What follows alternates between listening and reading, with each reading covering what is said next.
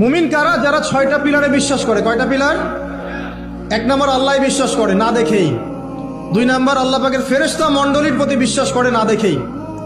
3 নম্বর আল্লাহ পাকের সমস্ত আসমানি কিতাবে বিশ্বাস করে না দেখেই।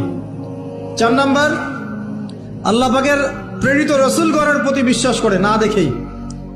আমরা কি নবীজিকে দেখেছি? দেখি নাই। সাহাবীরা দেখেছেন। যে ব্যক্তি পরকালে বিশ্বাস করে না দেখেই এবং তাকদীর বা ভাগ্যের ভালো মন্দে বিশ্বাস করে না দেখেই।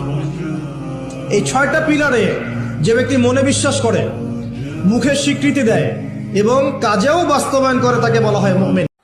এরপরে প্রশ্ন হলো, মোষ ধোয়া পানি পান করলে নাকি হারাম হয়, আসলে হাদিসে এমন কিছু আছে কিনা?